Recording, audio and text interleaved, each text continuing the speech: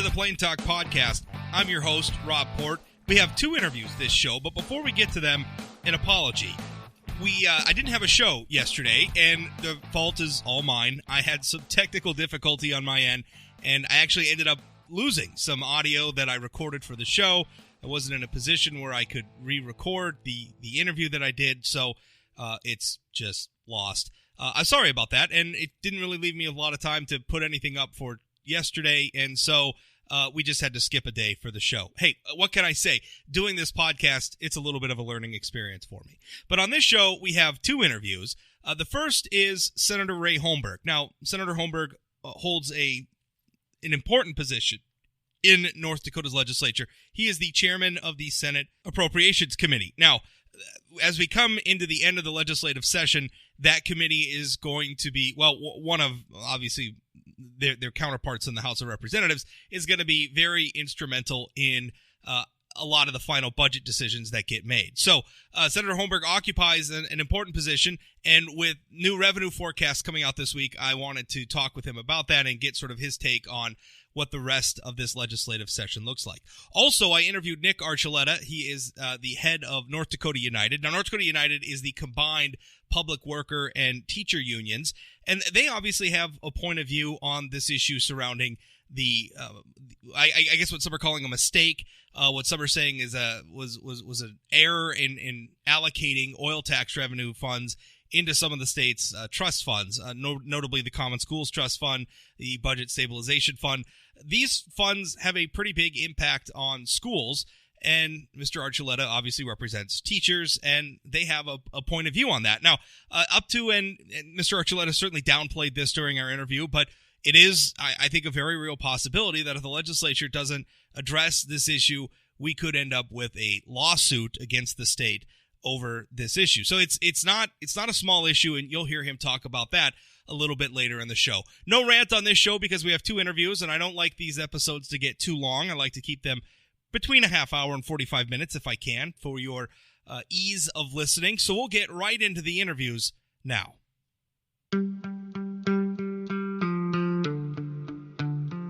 This episode of the Plain Talk Podcast is brought to you by Energy of North Dakota. Oil and natural gas from North Dakota strengthens all of America. And through our abundance of talents, innovations, and technologies, energy responsibly produced here translates to worldwide economic stability. With producers and our communities working together, we're securing a sustainable future that generation after generation can build on. It's all happening right now with Energy of North Dakota. Learn more at energyofnorthdakota.com.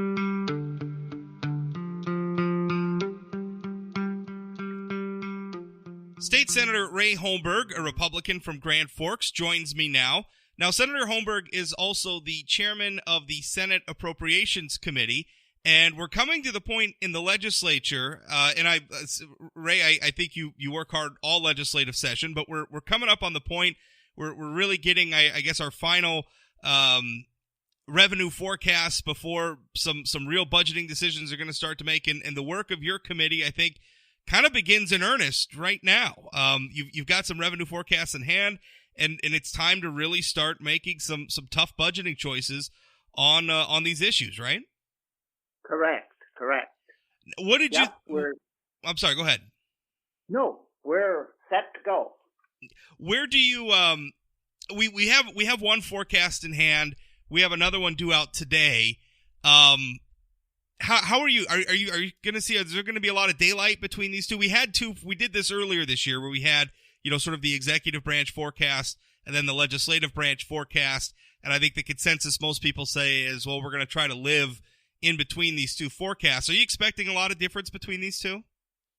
I think there'll be a little daylight here and there, and I think there will be similarities because when the company that's visiting with us today, they talked to some of the same people, in state, some of the same ag people, some of the same oil energy people that Moody's talked to. So I think there will be some differences, how their experts look at oil, for example, or the ag economy.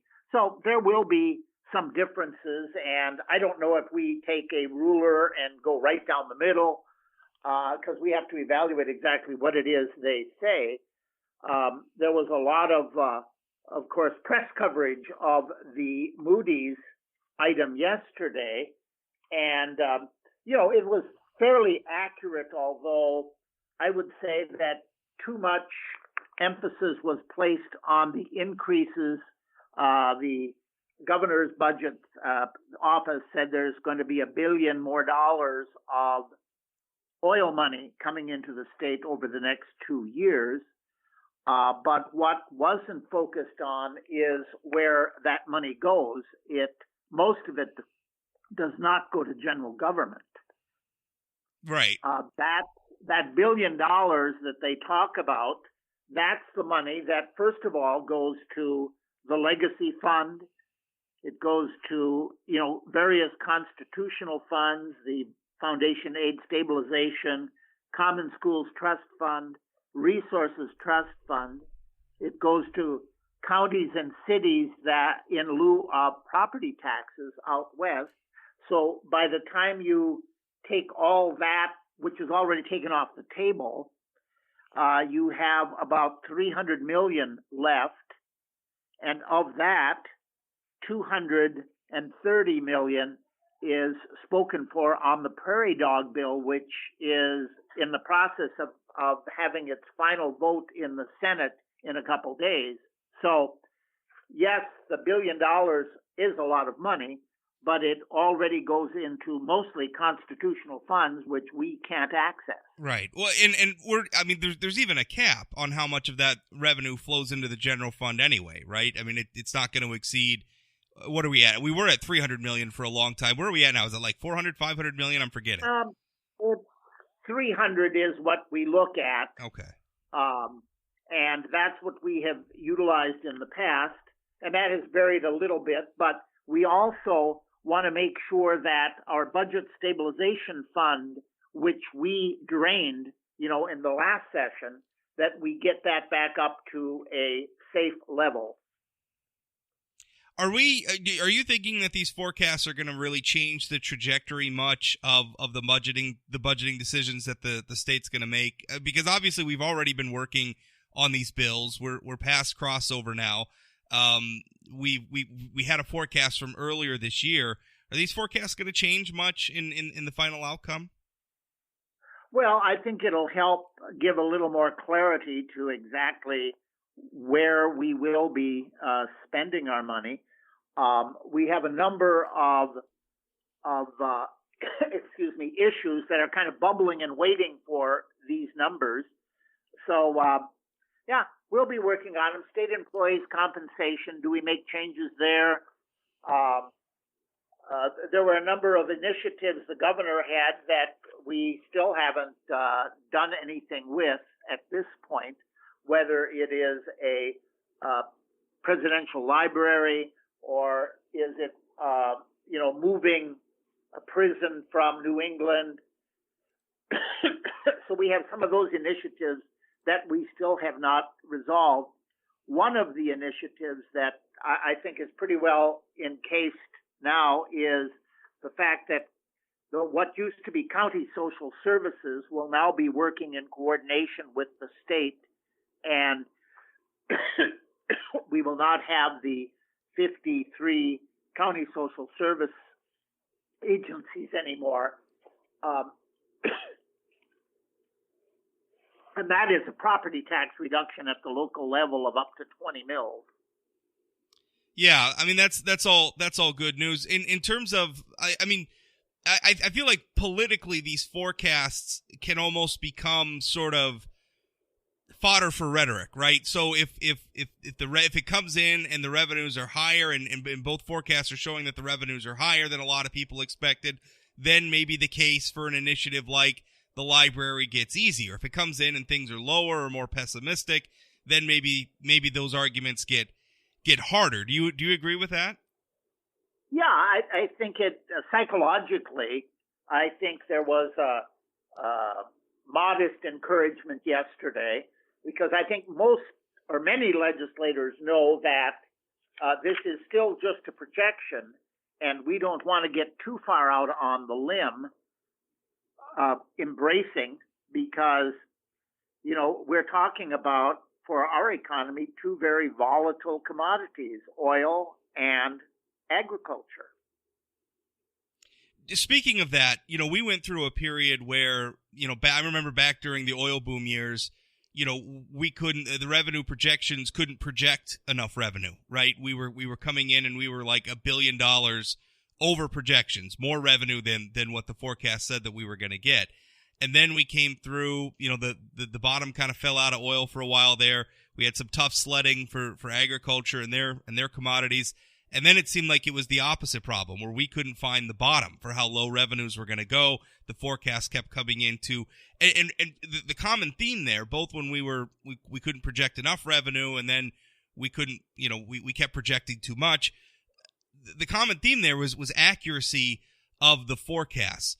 Do you feel like we're doing a better job with it? And in fact, that's why we have two forecasts now. We didn't used to do a legislative forecast. It used to just be an executive branch forecast. Now we're doing two as a second opinion. I think generally that's a pretty good idea. I mean, to me, more data points and more eyeballs might make for a safer projection. But do you feel like we're doing a better job with these forecasts now? I think we are, and I think the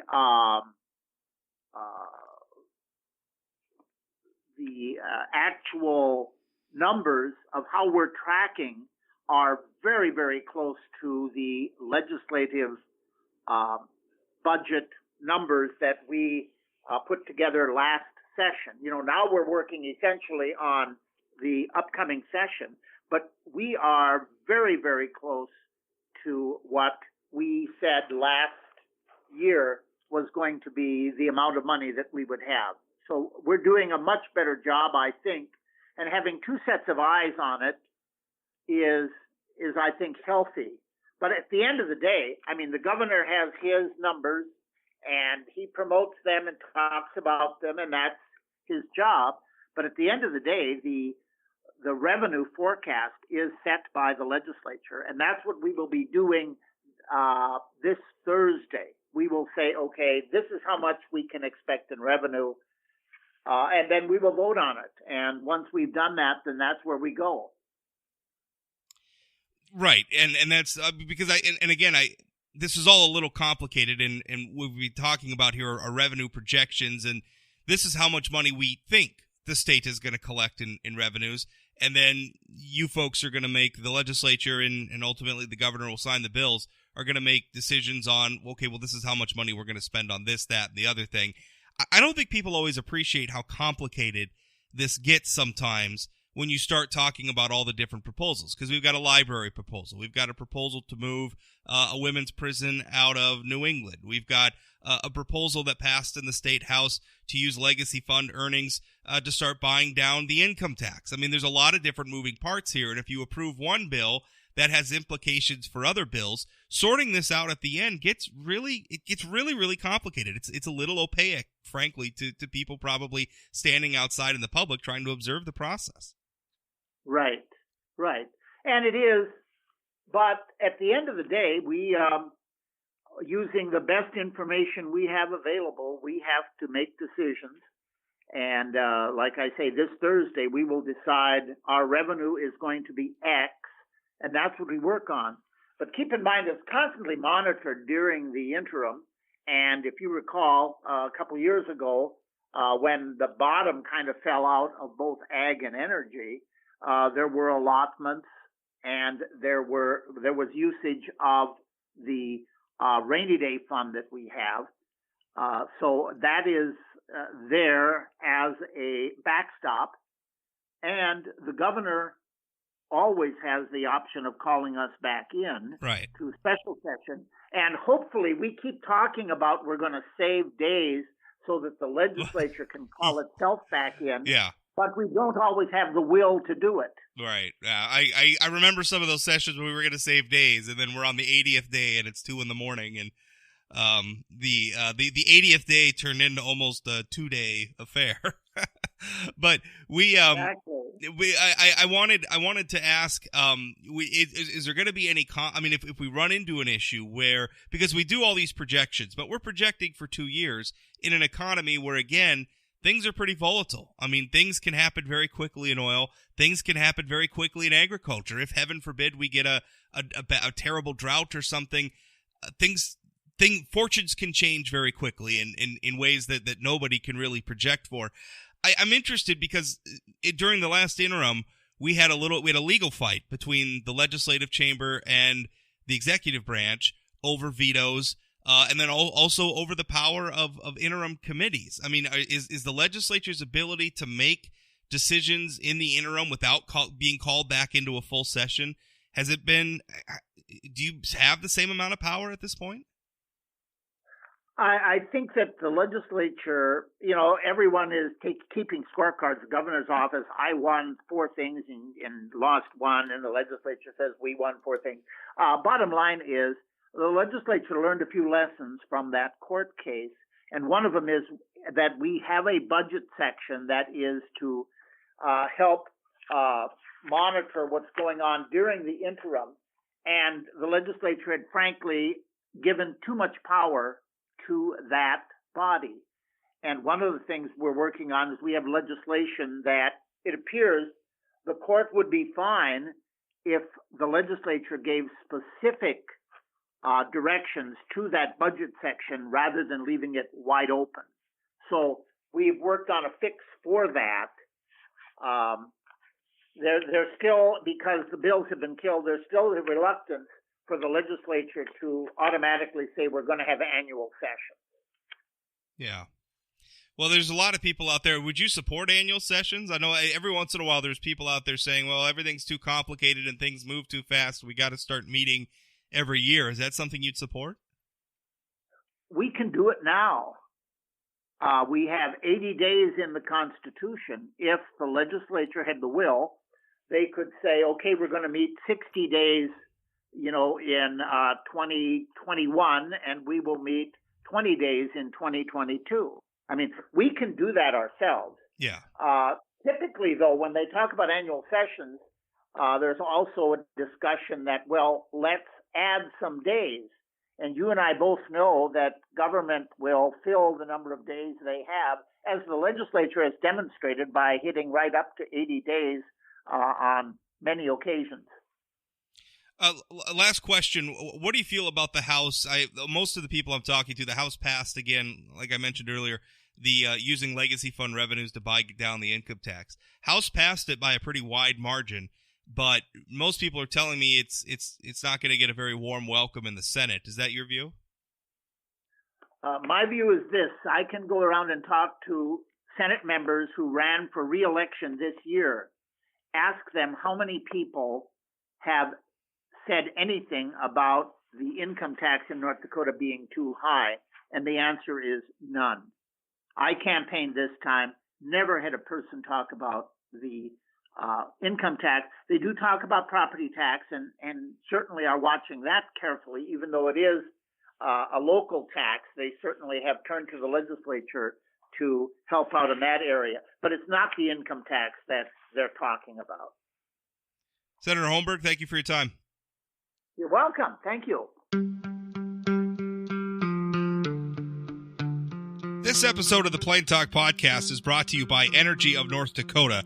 Oil and natural gas from North Dakota strengthens all of America. And through our abundance of talents, innovations, and technologies, energy responsibly produced here translates to worldwide economic stability. With producers and our communities working together, we're securing a sustainable future that generation after generation can build on. It's all happening right now with Energy of North Dakota. Learn more at energyofnorthdakota.com. Nich Archuleta joins me. Nich is the head of North Dakota United. That is the combined organizations representing some of North Dakota's public workers and some of North Dakota's teachers. For understandable reasons, they have been following the issues surrounding the North Dakota Land Board, and what some are saying is as much as $137 million that were shorted from 2 constitutional funds related to schools. Now, this has been an issue over the last couple of weeks, I've had Jody Smith on this podcast. She is the head of the North Dakota Land Board to talk about that. In fact, on this same episode, you'll hear Senator Ray Holmberg address the issue as well, head of the Senate Appropriations Committee. But I wanted to get Nich's reaction as well, because obviously, again, these two funds are backstop education funding in our state. And so if there were funds that weren't available that should have been in those funds, well, that's an issue. Nich, how you doing? I'm doing very good, Rob. Thank you so much for having me on. Sure, certainly. Why don't you give me just your top-level reaction to all of this? Where are you guys at right now? Well, right now, Rob, we are hoping that the legislature fixes this issue. Clearly, I don't believe that there was anything nefarious that was done on anyone's part. I don't think there's any fault to be found. When you're running a government this size, there are going to be some oversights, and there's going to be some things that might get dropped once in a while. So we certainly don't believe that there was anything intentionally, any sort of malfeasance that was intentionally committed here. But we do believe that it is an important thing to do two things. One of them, of course, is to clear up that ambiguous language that Treasurer Kelly Schmidt has credited for the mistake being made, and the other one, I think, is to repay, I shouldn't even say repay, but make sure that money that should have been allocated to the Foundation Aid Stabilization Fund and the Common Schools Trust Fund, that money does need to be replaced. Why don't you think anybody caught this? And when I hear Treasurer Schmidt talking about this, like you said, she says that there's ambiguous language. She says that she has sought fixes for that language in previous legislative sessions. She says that she sought advice from the Attorney General's office. Everybody seems to be saying, well, there's no fault to be found here. And I agree with you. I don't think there's any malfeasance here. But why wasn't this addressed earlier? I mean, if the treasurer is saying, hey, is asking the legislature to fix this, she's obviously not a lawmaker. Why didn't anybody flag this? Was your organization aware of this when she said, I think it was a 2011 session she was saying she was pushing this? I mean, do we know why this was overlooked? We don't, and I think that would be a good question for the legislators to whom she appealed to clean up this ambiguous language. We haven't, in fact, tracked this before. We had great confidence that the Land Board was making sure that the constitutional buckets that they're in charge of, namely the Common Schools Trust Fund as well as the Foundation Aid Stabilization Fund, were receiving the monies that in the Constitution says that they should be receiving. That a ball got dropped here, as I mentioned before, I'm not terribly surprised. It's a complicated system, and sometimes these buckets can be confusing. So I think that the question you're asking is a good question, and it probably should be put to legislative leadership. You said, you want two things. You want to clear up the ambiguous language. I think everybody's in agreement on that. Let's figure out how we're going to make sure we're doing this the right way going forward, and everybody knows what that way is. But the other part of it is make sure the money is replaced. And that, I think the first question has probably not an easy answer, but a pretty straightforward answer. The second question, though, is an open question at this point. What does a good fix for this in terms of replacing the money? What does it look like to you? Is it, when I had Jody Smith on, she talked about maybe paying it back over time. I've had other lawmakers, tell me that they're concerned about the lost opportunity because obviously, these funds generate interest. $137 million generates a not insignificant amount of revenue in its own right, just, from the ways it's invested or whatnot. So they're talking about, the lost opportunity costs and wanting to pay it back faster. I think just reading some of Governor Burgum's comments, I feel like he's very much in the let's pay it back very soon camp. From North Dakota United's perspective, what looks like a good fix to you guys? Well, I think that from our point of view, Rob, and I think this is important, we're not set on a specific plan to pay that back, but we are insistent that money does get paid back. If it's going to take 2 or 3 or 4 legislative or biennium to pay that back, that would be fine with us. But you're right, there is a missed opportunity once that money isn't in the fund collecting interest. That is an opportunity lost. And it's important to note, too, that these two funds are very, very important to education. If you take a look at the Common Schools Trust Fund, Rob, I mean, that fund was established. It's in the Constitution for a reason. That is the fund that we use to guarantee strong public education, K-12 education, in perpetuity. That money is invested. It is not for this generation. Well, not entirely for this generation. It is for generation after generation after generation. So it's important that funds stay healthy. And right now, I think we're drawing down something like a quarter of the $9,460 per pupil payment. A quarter of that money comes from the Common Schools Trust Fund. So it's important that money is there. The Foundation Aid Stabilization Fund, we leaned heavily on that last biennium to make sure that K-12 schools were held at level funding, not harmless. I mean, because the cost of their doing business was up, but their funding remained constant. Otherwise, you would have seen the same cuts in budgets that we saw at the university campuses, that we saw in state agencies around. So between 20 and 25%, that would have been devastating for many school districts. So these are really super important funds, and so we insist that they stay whole. You're right. We use these funds. North Dakota has an unpredictable economy, mostly because we're so reliant on commodities, the energy industry, the agriculture industry, and so it tends to be a roller coaster. And we can have a debate about how to diversify our economy. In fact, we have for a long time, and that's a topic for a whole nother show. But the reality is what it is. Our revenues can go up and down, and very quickly, as we learned over the past few budget cycles. So, yes, these funds are very important. And we did. We basically emptied the Budget Stabilization Aid Fund last session to make ends meet. The Common Schools Trust Fund is backstops and by the way impacts property taxes, right? That thorn in the side of the public that seems like we're endlessly debating property taxes. The Common Schools Trust Fund is being a part of the per pupil funding formula. That has an impact on property taxes. So could you say that by missing some of these revenues, maybe property taxes ended up being higher than they needed to be? I don't know. There's a lot of variables. It gets very complicated, but I think you're right. I mean, saying that, making sure that these two funds remain whole and get all of the money that they're legally that we're legally obligated to be putting in them is hugely important. And obviously we weren't doing that. How we make that right is the question. Now, when I was reading John Hageman's article in the Grand Forks Herald, you mentioned that at this point you're not thinking about litigation, but obviously you're keeping your eyes open, or you're keeping your options open. You said, I quote, "The legislature has the ability to fix this thing now. It doesn't have to go to litigation." Now, I've heard some lawmakers say we shouldn't appropriate any money. Whatever happened in the past, we're just going to move forward. If that were to happen, I mean, is that something that would trigger you folks looking at litigation?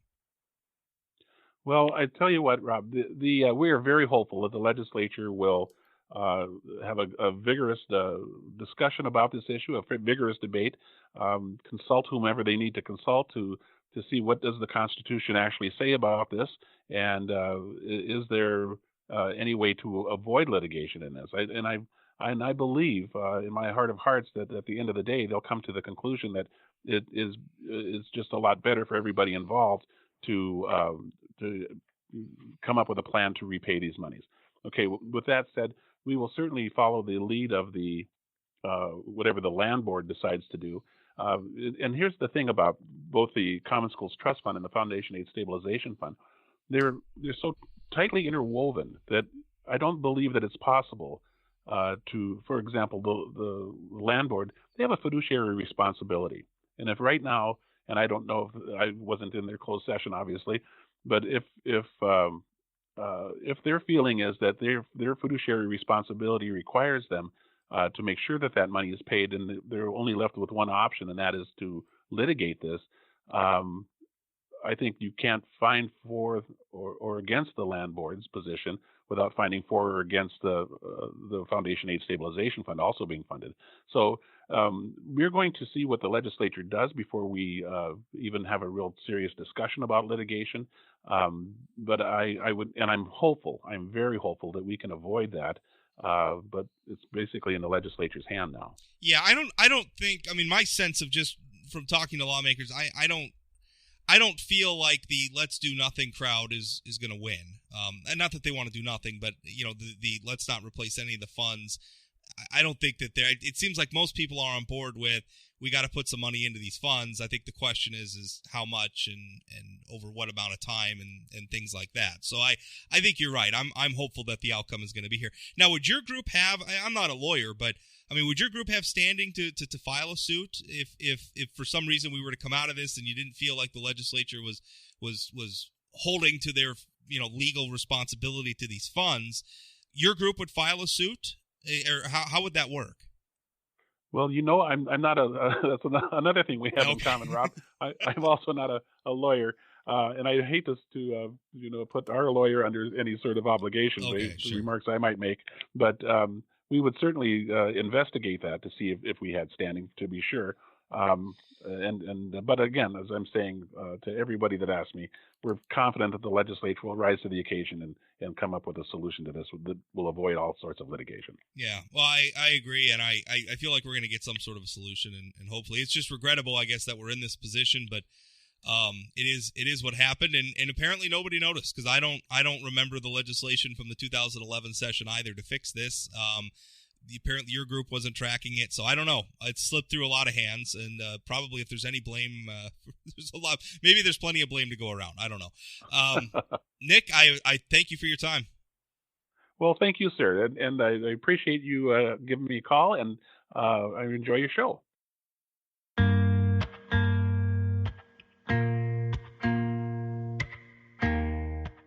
That's it for today's Plain Talk podcast. Remember, new episodes come out Monday through Friday, or usually Monday through Friday. I apologize for missing a day this week. I do my best to release them daily, and that's certainly my goal. They come out right away in the morning on the days they are out, and if you want them delivered directly to your devices, just pick out the podcasting service of your choice. Search for Plain Talk with Rob Port. You ought to be able to find it. If you're having trouble, email me, rob@sayanythingblog.com. I would be happy to help you out. Also, if you have any feedback on the show, if you have any questions for our regular guests, Senator Kevin Cramer, Congressman Kelly Armstrong, you can send those questions to that email address, or just email me and say hi. I like it when people say hi. Thanks for listening. We'll talk again.